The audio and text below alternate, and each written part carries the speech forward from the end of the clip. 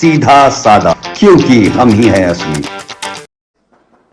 My blood has been sacrificed not by me, by my great grandfather, by my grandmother, by my father for this country. So I understand what it is. And you are fiddling with something very, very dangerous. And I am advising you, stop. Because if you do not stop, you will create a problem. You have already started creating the problem. The problem has already started in the northeast. इस video में 17 महीने पहले राहुल गांधी साफ साफ कह रहे हैं कि हमारे परिवार के लोगों के सामने समस्या आई थी, इसलिए हमें पता है कि इस बार नॉर्थ ईस्ट वो इलाका है जहां गड़बड़ होगी। आखिर 17 महीने पहले राहुल गांधी को कैसे पता था कि नॉर्थ ईस्ट में ये सब होने वाला है? दरअसल हमने अपने प्रोग्राम में डिस्कस किया था कि खालिस्तान, लिट्टे और जिहादी आतंकवाद की तरह नॉर्थ ईस्ट में भी कुछ गड़बड़ की जा रही है। देखिए, आज मैंने पढ़ा कि यूएस स्टेट डिपार्टमेंट की जो प्रेस ब्रीफिंग होती है रेगुलर, उसमें इस विषय को उठाया गया और इसमें उन्होंने बोला कि हम चाहते हैं कि दोनों पक्ष संयम से काम लें। ये जो है वो मुझे थोड़ा चौंकाने वाला लग रहा है, क्योंकि यूएस की पॉलिटिक्स में जो डेमोक्रेट लॉबी है उसका इंडियन पॉलिटिक्स में हमेशा से एक इंटरेस्ट रहता है और नरेंद्र मोदी को लेकर उनका एक विशेष इंटरेस्ट रहता है। जब नरेंद्र मोदी जी गुजरात के मुख्यमंत्री हुआ करते थे 2012 में, तो ऐसा लग रहा था 2014 में जब चुनाव आने वाला होगा उसमें शायद नरेंद्र मोदी जी को एनडीए की तरफ से प्राइम मिनिस्टर का चेहरा प्रोजेक्ट किया जाएगा।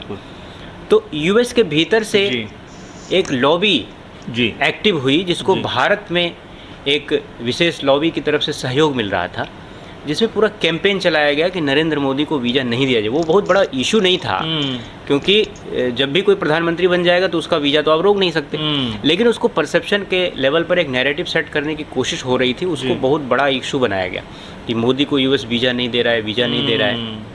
उस विषय का और उस समय का मैं गवाह रहा हूँ। मैंने देखा कि उस प्रोपेगेंडा के पीछे भारत में भी एक लॉबी थी, यूएस में भी एक लॉबी थी, और उस लॉबी में जो वहाँ यूएस में जो डेमोक्रेट पार्टी है उसका एक बहुत बड़ा ग्रुप इसमें इन्वॉल्व रहता है। जिसमें हिलेरी क्लिंटन को इन्फ्लुएंस करने की कोशिश की गई थी, वो स्टेट सेक्रेटरी थी, और उनको ये प्रभावित किया गया था कि भाई नरेंद्र मोदी के बारे में एक ऐसा नैरेटिव सेट किया जाए कि वो उनके रहते हुए देश में एक विशेष वर्ग के साथ अच्छा सुलूक नहीं किया जाता है।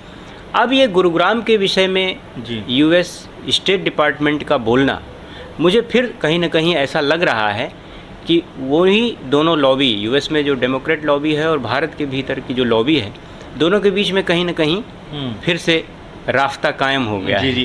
अब इसको ऐसे भी देखा जा सकता है कि यूएस हो या और भी तमाम ऐसी जो बड़ी शक्तियां हैं, हमेशा इनकी नज़र भारत के ऊपर रहती है और ऐसे मसलों पर इनके ट्वीट भी आ जाते हैं, इनके बयान भी आ जाते हैं। लेकिन दुनिया में अगर हम देखें तो इससे कहीं ज़्यादा क्रूर चीज़ें, इससे कहीं ज़्यादा जघन्य अपराध हो रहे हैं, लेकिन उसके ऊपर इतनी तेज़ी से मेरे ख्याल से ना तो कोई बयान आता होगा, ना कोई ट्वीट आता होगा।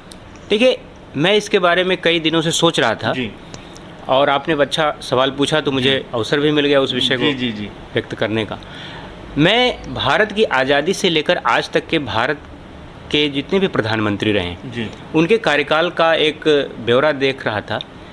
भारत में हमारे यहाँ एक पैटर्न है, जब भी हमारे देश में कोई अच्छा प्राइम मिनिस्टर होता है जिसको अच्छा मैसिव मैंडेट मिला हो, जनता के बीच में उसकी विश्वसनीयता हो और वो एक विजन के साथ भारत को आगे ले जाने के बारे में अगर प्रयास कर रहा हो, तो इंटरनेशनल कॉन्स्पिरेसी होती है उसके खिलाफ। जवाहरलाल नेहरू जी जब प्रधानमंत्री थे तो चाइना के साथ वॉर हुआ। इंदिरा गांधी जी के समय में दो क्राइसिस आई। ईस्ट पाकिस्तान का क्राइसिस क्रिएट करके भारत को डिस्टर्ब करने की कोशिश की गई, जिसके बदले में उन्होंने उसका सही से जवाब दिया।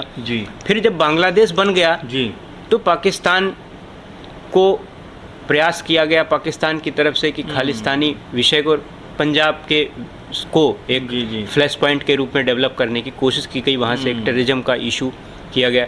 राजीव गांधी जब प्रधानमंत्री हुए तो उनको भी अच्छा मैंडेट मिला हुआ था और उनकी भी एक अच्छी इंटरनेशनल स्टैंडिंग हो गई थी, तो उनको भी तमिल वहाँ लिट्टे के मामले में फंसा दिया गया, वहाँ भी टेररिज्म क्रिएट किया गया। अटल बिहारी वाजपेयी ने 98 में जब पोखरण परीक्षण कर दिया तो उनको डिस्टर्ब करने के लिए कारगिल का क्राइसिस खड़ा किया गया और उनके समय में तो इतने आतंकवादी हमले हुए, इस्लामिस्ट टेररिज्म का एक बहुत बड़ा क्राइसिस, ऐसा लगता था कि शायद देश इसको संभाल ही नहीं पाएगा। कैसे उन्होंने संभाला और भारत की इकोनॉमी को भी उन्होंने मेंटेन करके रखा।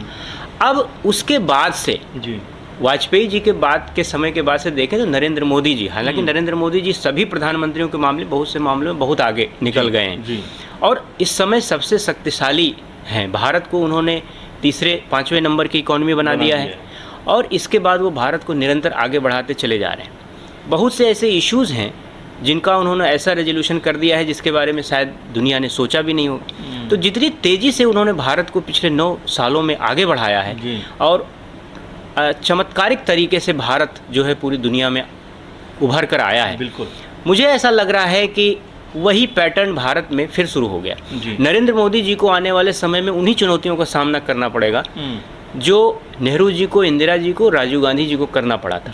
और मुझे लग रहा है कि इसके लिए भारत में फ्लैश पॉइंट तलाश करने की कोशिश हो रही है, क्योंकि पाकिस्तान का जो फ्रंट है वो इतना कमज़ोर हो चुका है और पाकिस्तान को सबको पता है कि पाकिस्तान ऐसी चुनौती भारत को नहीं दे सकता है। इसलिए मुझे ऐसा लग रहा है इंटरनल डिस्टर्बेंसेस के माध्यम से ये प्रयास होंगे और कहीं ना कहीं और भी कुछ क्षेत्र इस तरीके के खोजे जाएंगे। फिलहाल 2021 में कांग्रेस को सपोर्ट करने वाली एक न्यूज़ वेबसाइट के ऑफिस पर ईडी ने छापा मारा था। इसके बाद ये बात सामने आई कि श्रीलंका और क्यूबा के बिजनेसमैन नेविल रॉय सिंघम ने 38 करोड़ रुपए का फंड दिया। अब ये सारी बातें राहुल गांधी के इसी बयान की तरफ इशारा कर रही हैं कि क्या उन्हें मणिपुर घटना के बारे में पहले से जानकारी थी। खैर, अगर ऐसा है तो आने वाले दिनों में हो सकता है कि राहुल गांधी भी सवालों के घेरे में आ जाएं। फिलहाल इसको लेकर आप क्या सोचते हैं, ज़रूर कमेंट करके बताइए। सीधा साधा न्यूज़ रूम की रिपोर्ट।